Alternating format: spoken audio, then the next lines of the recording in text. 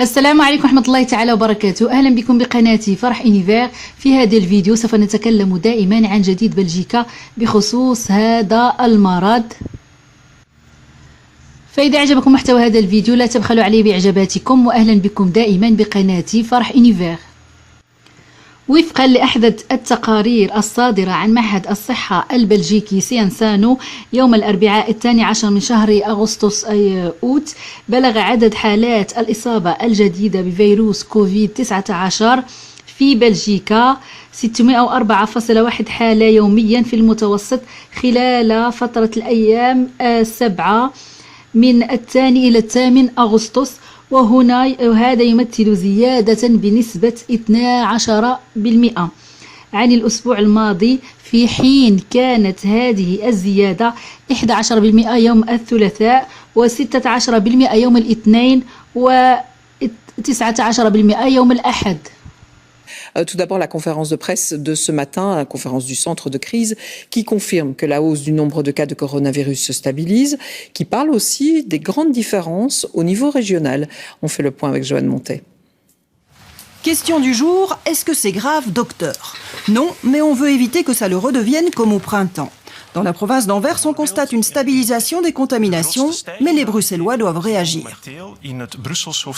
La plus forte augmentation, en revanche, est observée actuellement dans la région de Bruxelles-Capitale. Ici, la moyenne hebdomadaire a augmenté de 57%. On a pu calculer que si cette augmentation se poursuit, Bruxelles atteindra le niveau actuel des infections dans la province d'Anvers d'ici 2 semaines. La semaine dernière, on a enregistré plus de 4000 nouveaux cas. C'est 12% de plus que la semaine précédente. Ça représente 604 nouvelles infections en moyenne par jour. Le suivi de ces chiffres de contamination nous permet de mieux suivre l'évolution et la propagation du virus dans la population. Mais on continue bien sûr également à surveiller le nombre d'hospitalisations, parce que pour nous, c'est le chiffre qui indique plus l'impact sur la santé. Et donc, voilà une nouvelle campagne de communication. Moi, je le fais parce qu'un deuxième été sans festival, c'est juste pas possible. Un seul été, c'est Elle s'appelle 11millionsderaisons.be. Cette campagne invite les citoyens à respecter 6 règles d'or et à poster un message expliquant leurs raisons. Moi, personnellement, je suis les 6 règles d'or pour notamment pouvoir retrouver les grandes tablées qui s'éternisent avec des membres de ma famille ou des amis. Et voilà, il a montré l'exemple, à vous de vous y mettre, et si ça marche, ça devrait faire 11 millions de messages. هكذا يبلغ العدد الإجمالي للعدوى منذ بداية هذا المرض ببلجيكا لغاية 24 ساعة الماضية 75,008 حالات أصيبت بهذا المرض، وهناك 388 حالة جديدة سجلت في 24 ساعة الماضية. أما عن حصيلة الوفيات في بلجيكا بسبب كورونا فقد وصلت إلى 9885 حالة وفاة منذ بداية الوباء، وفي الفترة ما بين 2 و8 أغسطس تم تسجيل 3.7 حالة وفاة يوميا في المتوسط، أي بزيادة 63%. وبما أن 12 بلدية من 19 بلدية بمنطقة بروكسل قد تجاوزت عتبة الإنذار التي كانت حددها مجلس الصحة بمنطقة بروكسل، والتي تتمثل في 50 حالة لكل 100,000 نسمة، فقد أصبح إجباريا منذ صباح يوم الأربعاء ارتداء الكمامات في جميع منطقة بروكسل العاصمة. فبينما في منطقة أنفاس أصبحت تعرف استقرارا، إلا أنه في منطقة بروكسل فقد لوحظ ارتفاع العدوى، كما يسمح بالاستثناءات عند المشاركة في نشاط بدني شاق ألا يرتدي الشخص الكمامة، أو مثل العمل الشاق أو الرياضة، وكذلك بالنسبة للأشخاص الذين لا يستطيعون ارتداء القناع لأسباب طبية يمكنهم بدلا من ذلك ارتداء شاشة بلاستيكية للوجه. فقد سجلت بسانجوس 58 حالة إصابة، وكذلك بسنجيل 54 إصابة. ومخبراء الصحة يوصون منطقة بروكسل على احترام الأشخاص على التدابير التي نصتها الدولة حتى لا تقع ما وقع في منطقة أنتورب حيث كان ارتفاع العدوى سابقا. هذا ما سنرى بالتفصيل بهذا الفيديو. Le masque est obligatoire dans tous les lieux publics de la région bruxelloise. Le seuil des 50 contaminations quotidiennes pour 100 000 habitants a en effet été franchi. Regardez même le chiffre, on a atteint 54,4 nouveaux cas par jour entre le 2 et le 8 août pour 100 000 habitants. Donc les autorités ont du coup décidé de prendre des mesures pour limiter cette progression. Et la population semble jouer le jeu. Reportage dans le centre de Bruxelles de Dominique Dussat. Bruxelles-Ville ce matin, premier jour de masque obligatoire partout. Et la bonne surprise est que la mesure semble plutôt bien respectée. Le port du masque est plus que majoritaire, seuls de rares passants ne le portent pas. Alors évidemment, les Bruxellois ne se masquent pas avec bonheur, mais ils se masquent. Je crois que ça ne va pas être facile à faire appliquer, très honnêtement. Parce que malheureusement, le masque, ça va bien quand on sait le porter pendant un court terme. Mais à long terme, ça devient difficile de respirer pour beaucoup de gens, sans oublier que le caractère belge, nous le connaissons tous. Il est assez difficile d'affirmer ne pas être au courant de la mesure. Celle-ci s'affiche en effet absolument partout. Mais bon, peut-être pas suffisamment encore pour certains.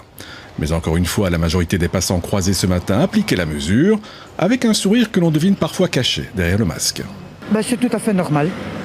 Je pense que c'est le seul moyen de protection. Et avec cette chaleur, c'est pas trop embêtant ? Si, mais on va pas savoir enlever le soleil, hein. C'est sûr, hein. Donc on suit le mouvement et on prend sur soi et on patience. Encore 2-3 ans et ça ira. Positivement. Du côté des touristes aussi, on respecte plutôt la mesure. Les rares que l'on voit sans masque le sont généralement le temps d'une photo, puis ils le remettent. Il faut dire que de plus en plus de villes en Europe se masquent en extérieur. On a du mal à parler, à respirer. On a hyper chaud avec. Après, on n'a pas le choix, on s'est habitué. Nous, déjà en France, on est touristes, du coup, on vient pas de Belgique. Donc on s'est habitué, mais c'est pas simple. On aimerait ne pas l'avoir. Cela dit, pour se souvenir de cet été pas comme les autres, certains touristes optent désormais pour le selfie masqué. Restent les rebelles qui ne veulent rien savoir, comme le mannequin Peace qui, malgré les panneaux qui l'entourent, ne ressent visiblement pas le besoin de se protéger. Voilà, une mesure valable pour les plus de 12 ans. Les 19 communes de la région bruxelloise sont donc toutes concernées, même si la situation sanitaire n'est pas la même partout. Daniel Welter, les autorités régionales voulaient en fait un plan uniforme avec des règles claires, identiques pour tout le monde. Et les bourgmestres feront tout, d'ailleurs, pour faire appliquer cette mesure. Oui, effectivement, chacun va jouer le jeu. C'est normal, vous allez me dire, puisque chacun a pris part à cette décision à partir du moment où le seuil des 50 nouvelles contaminations pour 100 000 habitants était franchi. Eh bien, c'est le port du masque obligatoire sur tout le territoire de la région bruxelloise. Ici, on se trouve à Oudergem. C'est une commune dite verte. Il y a la forêt de Swan, il y a de nombreux lacs. On est en dessous, largement en dessous des 50 nouvelles contaminations. Et pourtant, il n'y aura pas deux poids, deux mesures. C'est ce que vous nous dites. Vous, Sophie Devos, vous êtes la bourgmestre faisant fonction. Absolument. Nous pensons qu'il s'agit d'une mesure qui a le mérite d'être claire pour tout le monde.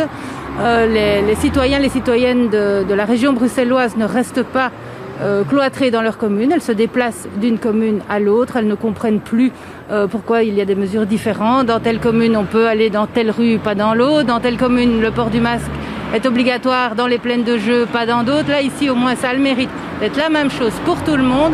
Il n'est pas possible de ne pas comprendre une mesure aussi claire. Elle s'imposait pour vous à partir de ces 50 nouvelles contaminations. Ah, exactement. Donc c'était le critère qui avait été fixé au niveau donc de la région bruxelloise. Alors c'est vrai qu'à Oudergem on n'y est pas encore. Je vous ai entendu le dire là il y a un instant, mais le nombre de cas augmente quand même de façon pratiquement quotidienne. Et il n'y a plus que 5 communes sur les 19 qui sont significativement en dessous de ce seuil. Donc il fallait quelque part prendre une mesure par rapport à cette épidémie qui reprend, je ne sais pas s'il faut parler de vague ou de vaguelette, mais qui reprend, ça c'est clair. Très concrètement, je me balade en rue, je mange une glace, j'ai une bouteille d'eau, je fais comment avec ce masque obligatoire? Écoutez, pour manger, pour boire, c'est comme lorsque vous vous installez à la terrasse d'un café, vous enlevez le masque le temps de prendre votre consommation et puis vous le remettez. Si je ne respecte pas la règle, 250 €? Alors, nous n'allons bien entendu pas directement infliger des sanctions pareilles. Il faut quand même le temps que la règle rentre dans l'esprit de tout le monde. C'est une règle qui date de ce matin. Donc, nous allons bien sûr commencer par tout un travail de pédagogie et un grand travail de prévention également. Voilà, merci donc Sophie De Vos, bourgmestre faisant fonction ici dans la commune d'Oderghem, même si c'est une commune verte, donc on ne vous le répétera jamais assez, mais on va vous le répéter en fait encore pendant plusieurs jours, c'est le port obligatoire du masque sur tout le territoire de la région de Bruxelles. وبما أن أنتورب تعرفوا استقرار في عدد العدوى فقد قررت حاكمة هذه المنطقة بتخفيف حظر التجول حيث سيصبح فقط 3 ساعات ابتداء من 1:30 صباحا إلى غاية الساعة 5 فقط وبعدها يستطيع السكان الخروج يعني يستطيعون الخروج من منازلهم إلى غاية 1:30 صباحا وبعدها يدخلون منازلهم ولا يخرج منه إلا على الساعة 5 صباحا فقد خففت الحجر كما أنها سمحت للمقاهي بالبقاء إلى غاية الساعة 1 صباحا وسمحت أيضا بأن يكون على الطاولة الواحدة 5 أشخاص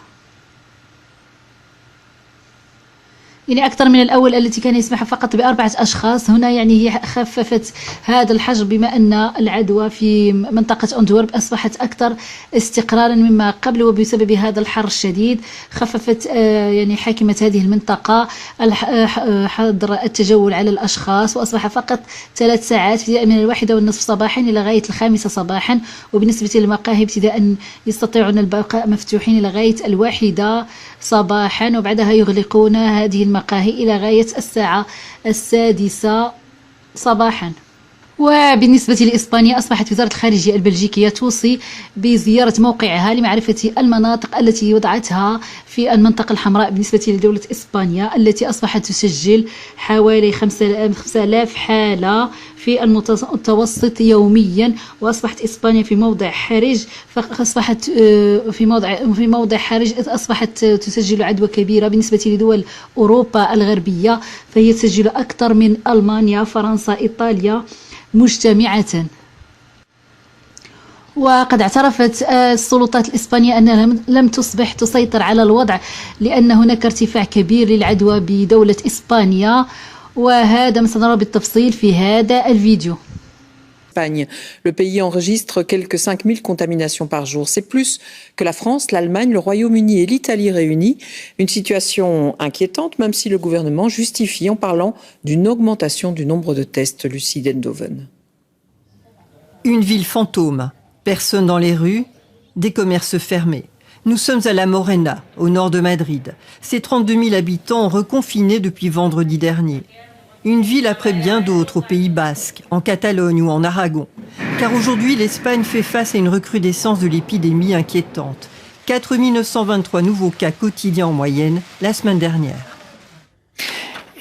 La transmission, bien que principalement due aux foyers et aux cas associés à ces foyers, est également affectée par un certain niveau de transmission communautaire, comme chacun sait, dans certaines régions d'Espagne, essentiellement autour de ces foyers, et qui génère une transmission qui n'est pas parfaitement contrôlée. Aujourd'hui, c'est un qui tout double pour l'Espagne.